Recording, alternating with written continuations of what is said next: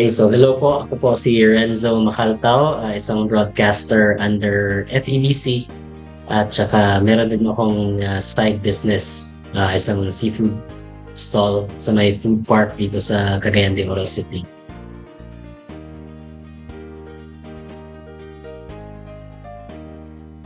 Way back 2014, actually nagsa-study pa ako noon, yung New J, hindi pa siya under FEBC that time. I was looking for a part-timer. Nakita sila ng part-timer na pwede maka-work ng gabi. So since bakante man ko sa gabi, I took that opportunity para nakoy extra income while I'm schooling. But then a few weeks later, yung founder ng New J, si Reverend John DeClean, nag-offer siya ng full-time position sa New J. And then po, I accepted the offer. Since 2014 hanggang ngayon, I'm still with the New J or DXJL.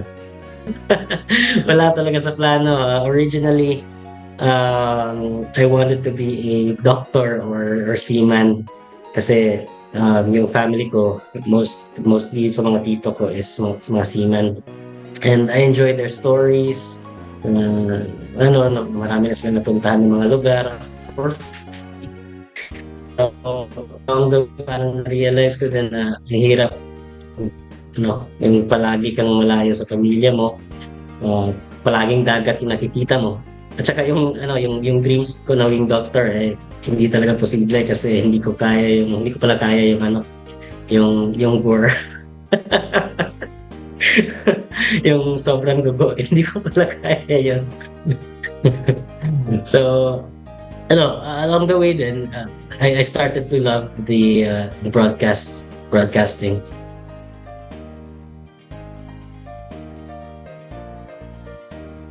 Yung nag-side business kami, nag-start actually nung 2022. Yung ako po at saka yung wife ko at saka may other two friends kami na parang business partners namin. We started with yung Korean noodles. Nag-sell kami sa mga food bazaar, sa mga malls, sa mga events dito sa city. But then along the way, may parang kinonsider din namin yung seafood at saka yung actually may lechon belly na kasama yung stall namin. Kinonsider namin yun kasi yung demand dito parang mostly yung kakilala namin dito sa city is seafood lovers talaga. So we decided to pause muna yung noodle business namin. Tsaka dito kami nag-continue sa seafood. At perfect timing kasi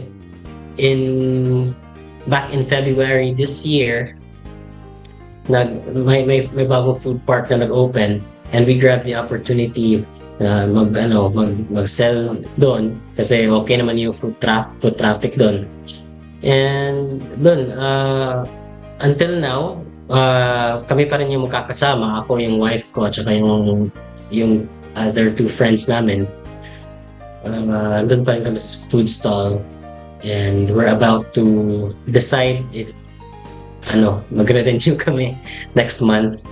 Kasi end of contract na by next month. So we're still deciding if we're going to push through with this endeavor.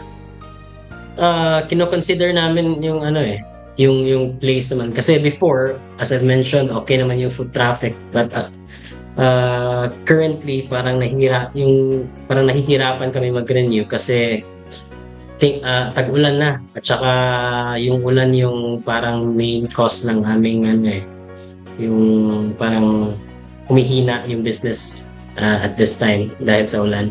Kasi food park siya, open, walang bubong. So expected talaga na hindi papasok yung mga customers kasi mababasa sila Kino-consider namin either maghahanap kami ng bagong pwesto or i-propose muna namin yung business and then maghanap ng another time or another place na ibibigay ng Panginoon the perfect time to continue with the business.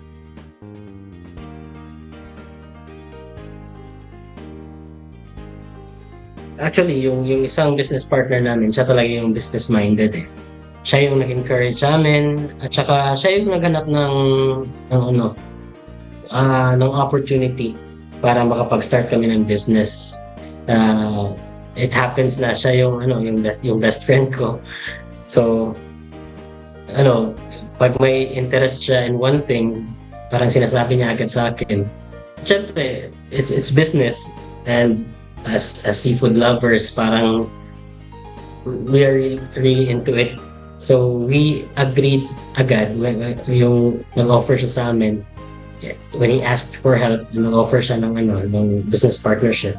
We grabbed it kasi marami kaming spare time din, and before nag-start yung business, so we said, why not? Mabuti tong plano na to.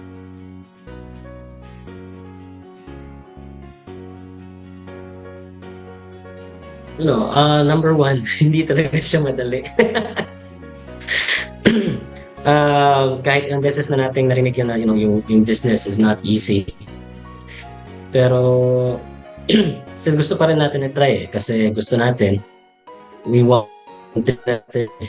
Saka positive thinker tayo, kaya we still try to run business. Pero along the way, parang makikita mo talaga na hindi siya madali, na parang magre-resupply at saka magtitinda ka lang, ganun. Marami kang i-consider. At saka number 2,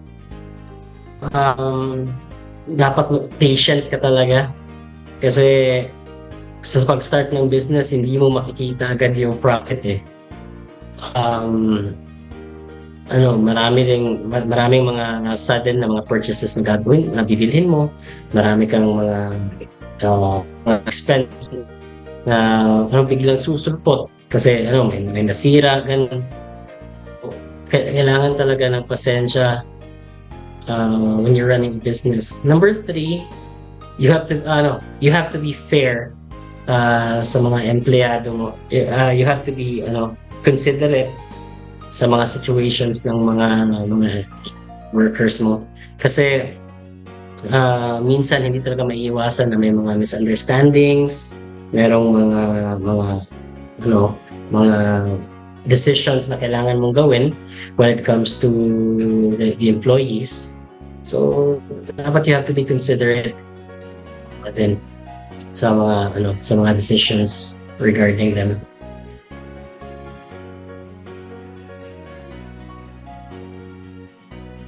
Sa business, yung parang ikaw na yung yung maggagawa ng decisions.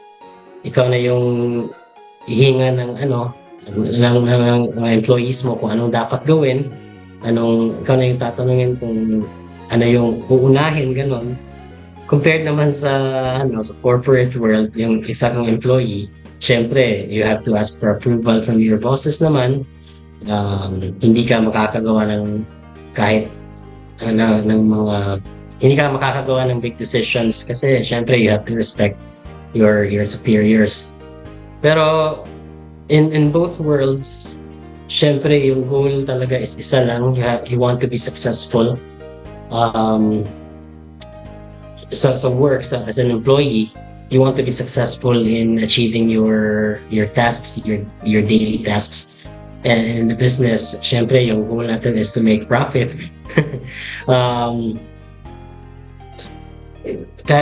Iba talaga yung setting, iba yung magkaiba silang magkaibang mundo talaga sila, pero yan, you have to have the same you have to have the same perspective, you have to have the same goal, which is to be successful talaga.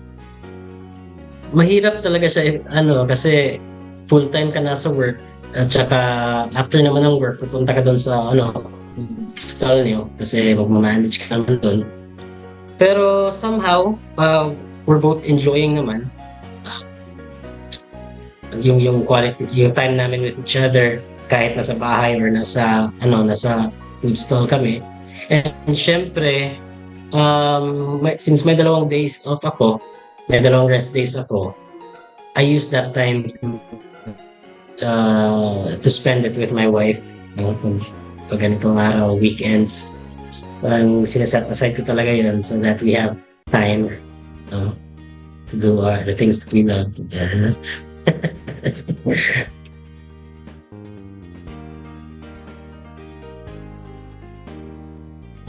Dapat hindi ka talaga stagnant eh. Dapat you will find ways to improve yung service nyo, yung menu at saka yung yung lasa ng food nyo generally dapat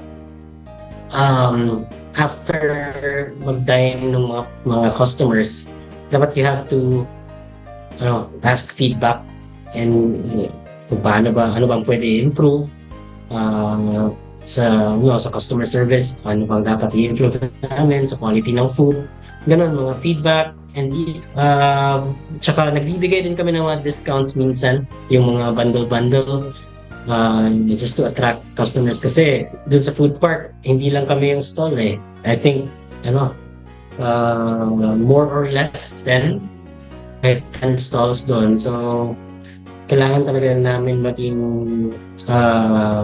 inconsistent in finding ways to beat the market.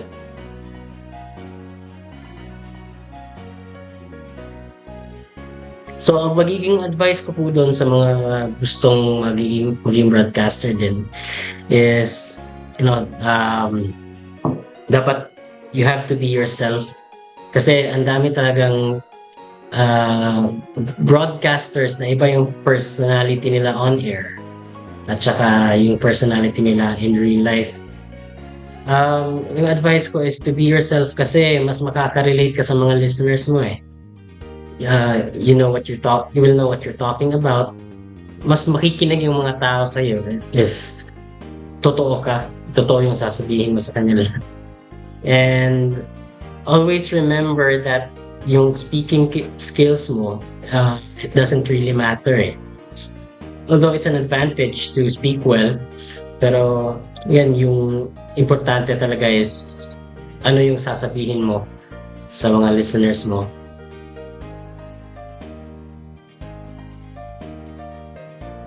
Okay, so sa mga aspiring na mga entrepreneurs,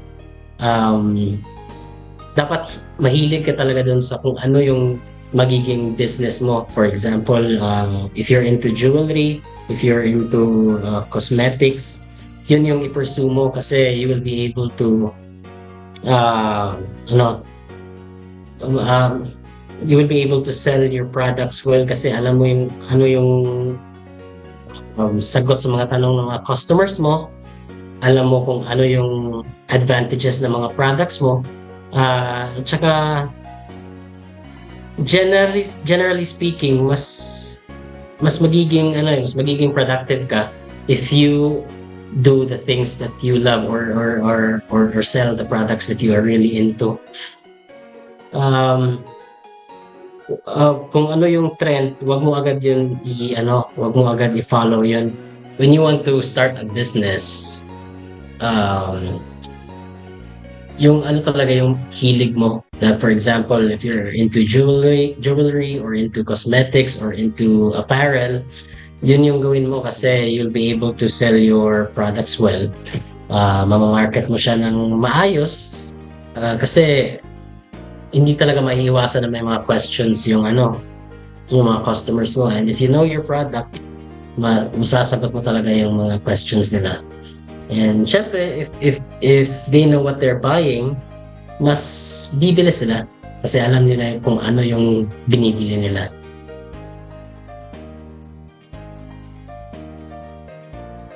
So to be a successful broadcaster, number one, you have to have the heart to reach your listeners. Number two, you have to be creative kasi nag-evolve yung yung media. And number three is um, to be consistent.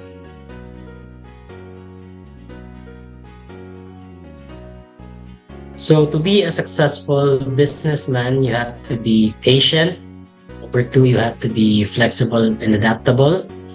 Number three, you have to have a leadership.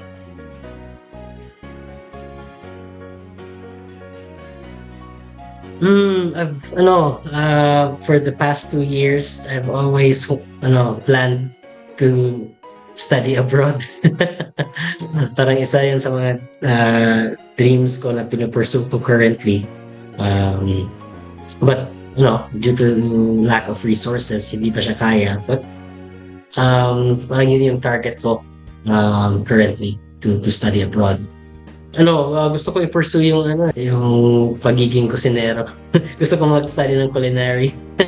Kasi I've always loved to cook. Kaya ito yung isang career path na kino-consider ko ngayon.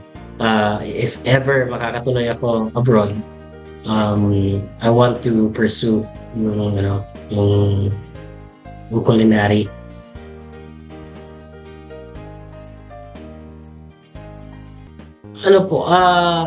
Isa dito is yung stewardship eh. Nagiging parang tinuturuan niya ako paano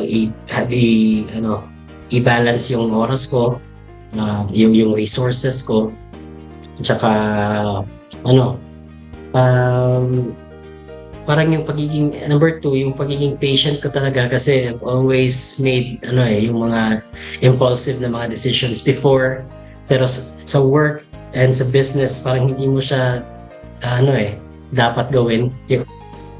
Marami kang i-consider, kaya I've always asked God for patience talaga, for wisdom na paano i-handle to lahat. Kasi kung ako lang, hindi ko talaga kaya. Parang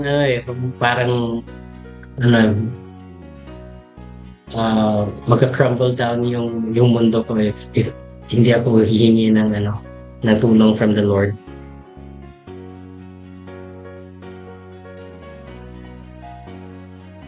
Okay, so yung for the win advice ko para sa mga kabataan is number one, consider mo talaga yung dreams mo. If yan talaga yung gusto mo, dapat i-define mo yung dream mo clearly.